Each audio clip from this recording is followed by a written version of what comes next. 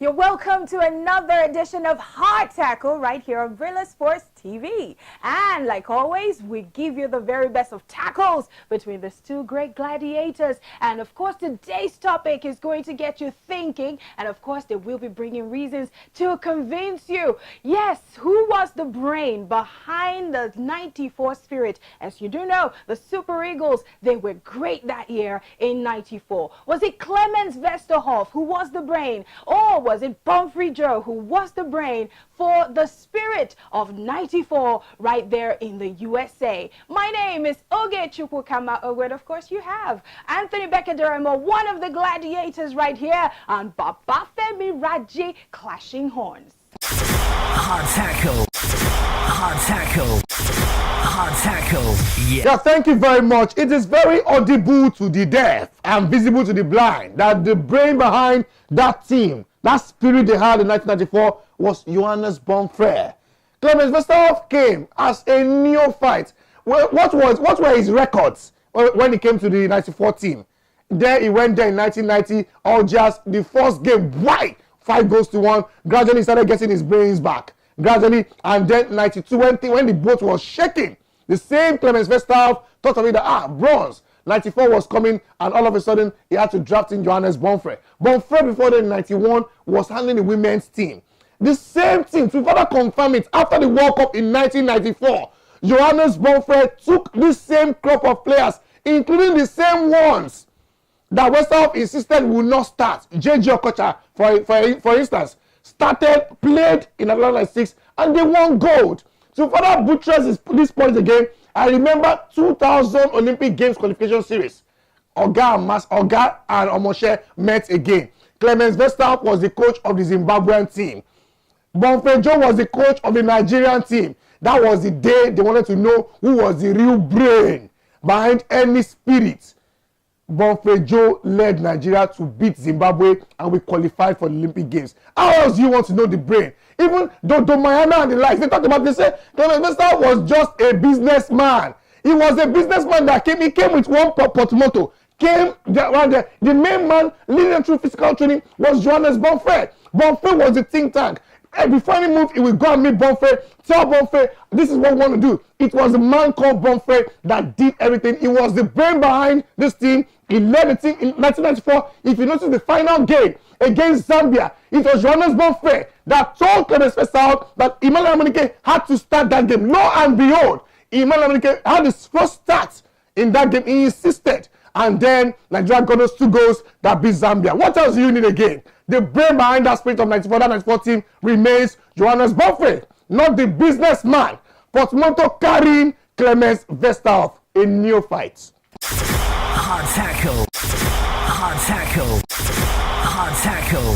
Yeah. Cameroon denied us a place in the World Cup in 1990. In 1992, he won bronze at the Nations Cup in Senegal after winning silver 2 years before in Algeria. So you can tell that this man had been brewing. He had been cooking something very, very sweet.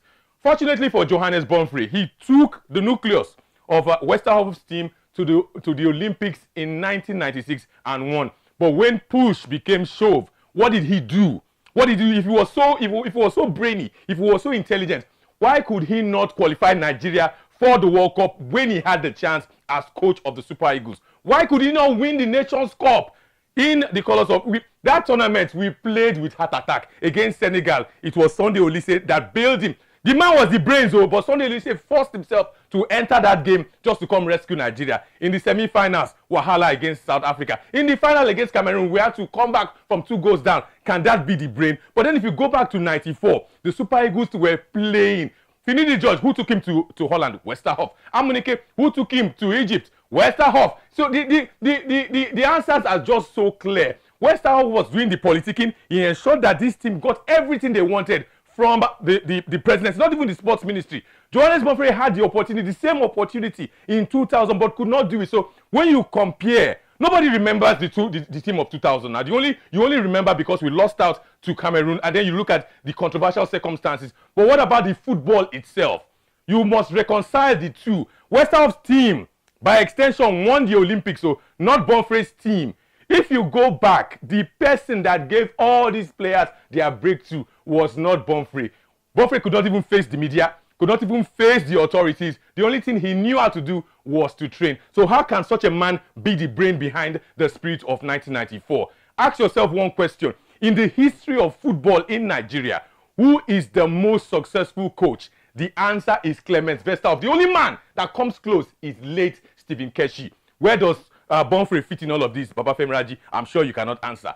I hope these points have been able to convince those watching today that Clement Westerhof remains the brain behind the football story of the USA 94 Super Eagles team and the football story of the most successful coach in the history of this our beloved country. Thank you. Hard tackle. Hard tackle. Hard tackle.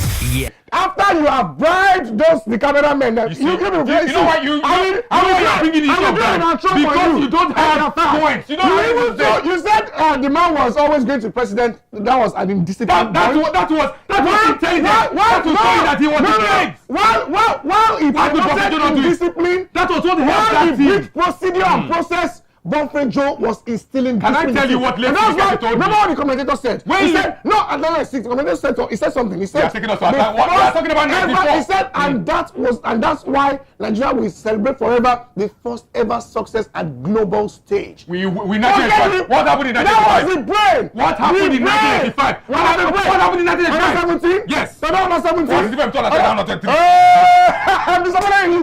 I'm is it the World Cup? 23 minus 17. Let me tell you. Sorry, do you know maths? Wait, I'm 23 minus 17. I don't know maths. Let me tell you something. I stand to be corrected. 17 minus 17 minus 23. Stephen Keshi told me once. God bless his soul. So you don't lie.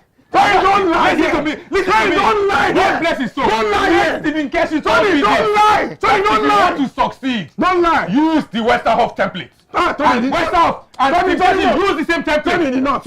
Stephen Keshi, you had somebody in the corner of power. He did not. He had somebody in the corner of power. And then he followed the line. No! He followed the line. Bonfrere knew his job. If you are good with this thing, what did Bonfrere do in 2000? What did he do in 2000? What did he do in 2002? He failed. Political will. No. And he used the will. No. While he was carrying political victories about it was the man won the Nations Cup in 2013 and took Nigeria to the World Cup in 2014. In that game. Do we talk about 1994 was Bonfrere? I am telling you that he was the brain. Let's be careful. He was the brain. He was the brain. That's the fact. Followed the Western spirit of 94 remains. Let me now ask you a question. You want to who is the most successful coach in Nigeria? Can you imagine that? Westerhof. I said you want to follow the same template. That's what you do. Who was the brain? I'm telling you, Westerhof. But you just ask another question right now. Don't confuse children. Children are watching. No, because he was so intelligent. He became the most successful coach. What is Bonfrere do? Children, listen to me. Watch me now. See. The topic here is do you know that this Westerhof's team was even the Atlanta 96 team. Was even the Atlanta 96 team. Beyond Atlanta 96, what did Bonfrere do? Those ones that Westerhof did not want to use. Bonfrere proved that because some of them were not mature at that point. JJ Okocha was used regularly. JJ Okocha he played in USA 94. Now he played. That's one game now. Who discovered him? That's one game. Who discovered JJ Okocha? Can somebody tell me? It cannot be Bonfrere Joe. Hard tackle. Hard tackle. Hard tackle. Yeah. Tony Beckett Duremo, and of course Gladiator Babafemi Raji. Steady your horses, and of course valuable points you just heard from these two gladiators about the brain and about the brain behind the spirit of 94. He was for Clement Westerhof, and of course for Bonfrere Joe. And of course I hope you've been able to make up your mind. I don't know where who exactly was the brain back then in 94. Until next time, Brila Sports TV. I don't know where you were in 94, the gladiators. but I was with Westerhof. Bonfrere Joe was there, and we knew the brain, the real brain, the brain. Up on up.